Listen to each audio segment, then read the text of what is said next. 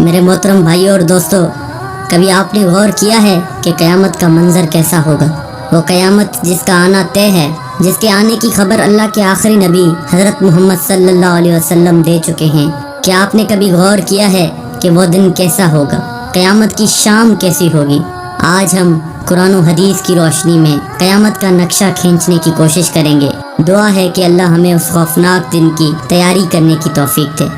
ایک ایسی ہی عام سی گرم دوپہر ہوگی یا پھر سرد دوپہر ہوگی، پتہ نہیں وہ گرمی کا تپتا ہوا سورج ہوگا یا سردی کا ٹھنڈا کپ کپاتا ہوا سورج ہوگا۔ شام حسب معمول ڈھلے گی اور دن کو الوداع کہے گی۔ دن اور رات حسب معمول یہ کہہ کر جدا ہوں گے کہ کل پھر ملیں گے۔ پرندے گھونسلوں کی طرف حسب دستور لوٹیں گے۔ تاجر اپنی ترتیب پر اپنے گھروں کو لوٹیں گے۔ مائیں بچوں کو گود میں سلا کر بستروں پر دراز ہوں گی۔ تھکے ہارے مزدور اپنے بستروں کو لوٹیں گے۔ بادشاہ اپنے تخت شاہی پر دراز ہوگا۔ وزیر اپنے تخت وزارت پر دراز ہوں گے۔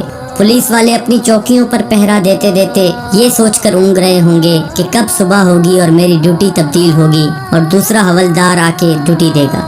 رات کو کسی گھر میں مہندی لگ رہی ہوگی کہ صبح بارات آنی ہے، اور کسی گھر میں بارات آ چکی ہوگی اور اگلی صبح ولیمہ ہوگا۔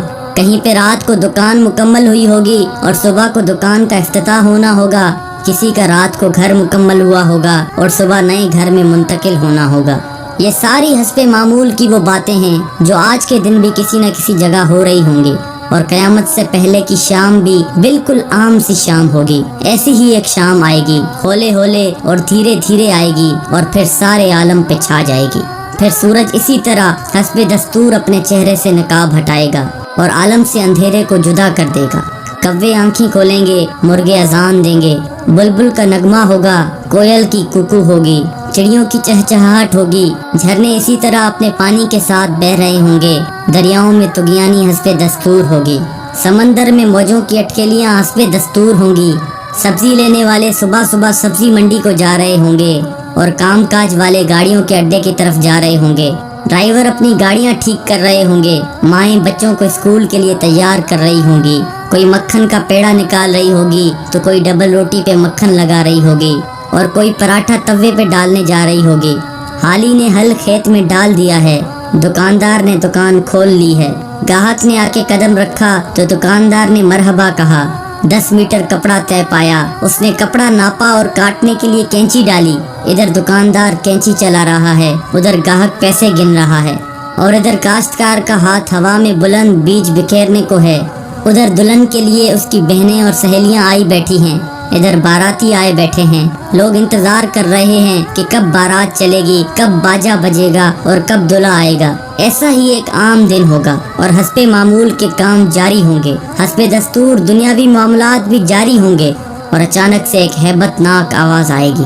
وہ آواز اتنی خوفناک ہوگی کہ اس آواز کو سن کر دکاندار کے ہاتھ سے کینچی گر جائے گی، گاہک کے ہاتھ سے پیسے گر جائیں گے، کاشتکار کے ہاتھ سے بیج گر جائے گا، دلہن کے گجرے ٹوٹ جائیں گے، مہندیاں گر جائیں گی، دلہن اپنی جان بچا کے بھاگے گی، دولہے کو اپنی بارات اور اپنی دلہن تک یاد نہ ہوگی، لڑکی والوں کو مہندی اور زیورات میں سجی ہوئی اپنی بیٹی یاد نہ ہوگی، تو لڑکے والوں کو گھوڑے پہ چڑھتا ہوا دولہا بھول جائے گا، مراسیوں کو اپنے ڈھول بھول جائیں گے، سیاست دانوں کو اپنی سیاست یاد نہ ہوگی، حوالدار کو اپنا پہرا بھول جائے گا۔ وہ خوفناک آواز پورے جہاں کا کلیجہ چیر دے گی۔ انسان کا کلیجہ تو ہے ہی چھوٹا سا، قرآن کے مطابق وہ آواز اتنی ہیبت ناک ہوگی کہ اس آواز کو سن کر زمین و آسمان کے کلیجے پھٹ جائیں گے، پہاڑوں کے بہتے ہوئے چشمے خشک ہو جائیں گے، ماؤں کے ہاتھوں سے وہ نوالے گر جائیں گے جو وہ اپنے بچوں کو کھلا رہی ہوں گی۔ وہ ماں جو چند لمحے پہلے اپنے بچے کو اپنی چھاتی سے دودھ پلا رہی تھی اور میرا چاند کہہ کر اپنے بچے کا ماتھا اور گال چوم رہی تھی، وہی ماں اپنے بچے کو ایک ٹوکری کی طرح ہوا میں اچھال دے گی کہ یہ مرتا ہے تو مرے، میری جان بچ جائے۔ لیکن آج بچے تو کون بچے اللہ کے سوا؟ آج ہر شخص پر اتنا خوف طاری ہے کہ اسے بچوں کی پکار نہیں سنائی دے رہی۔ آج دھرتی پر مسلمان کوئی نہیں ہوگا۔ یہ اللہ کا شکر ہے کہ قیامت صرف کافروں کے لیے ہے، مسلمان کوئی نہیں ہوگا۔ اس دن انسان اپنے ہاتھوں سے بنے ہوئے گھروں کو گرتا دیکھے گا، سنگ مرمر کی اینٹوں کو ادھڑتا دیکھے گا، اپنے تخت کے پرزے پرزے ہوتا دیکھے گا، اپنے اسلحے کو بکھرتا دیکھے گا، اپنی طاقت کو ٹوٹتا دیکھے گا، اپنے جسم کو ساتھ چھوڑتا دیکھے گا۔ سورج یہ آئے گا تو بھاگ نہ سکے گا، آج بھاگ سکتے ہو تو بھاگ کے دکھاؤ، آج چھپ سکتے ہو تو چھپ کے دکھاؤ، آج نہیں بھاگ سکتے، آج موت کا دن ہے، آج کائنات کی ہر چیز کی موت ہے، آج موت نے سب کو چکی میں ڈال کر پیس کے رکھ دیا، آج ساتوں آسمانوں کی موت ہے، آج فرشتے بھی موت کا ذائقہ چکھ رہے ہیں۔ پھر اللہ تعالیٰ کی آواز آئے گی، جبرائیل سے کہو مر جائے، میکائیل سے کہو مر جائے۔ یہ سن کر اللہ کا عرش کانپ جائے گا اور کہے گا یا اللہ کیا جبرائیل بھی مر جائے، کیا میکائیل بھی مر جائے، یا اللہ ان کو تو بچائیں، ان کو تو بخش دیں۔ اللہ تعالیٰ فرمائیں گے خاموش، آج میرے عرش کے نیچے کوئی نہیں بچ سکتا۔ یہ دیکھو کوئی آنکھ ہے تو دیکھے اللہ کی بے نیازی کو۔ آج جبریل بھی تڑپ کر مر گیا، آج میکائیل بھی چکرا کر گر گیا، آؤ چشمے تصور میں اسرافیل کو بھی گرتے دیکھ لو، آج عرش کے فرشتوں کو بھی گرتے دیکھو۔ اب ایک عجیب منظر ہے، ایک ہیبت ہے، ایک سناٹا ہے، ایک خوف ہے، ایک جلال ہے۔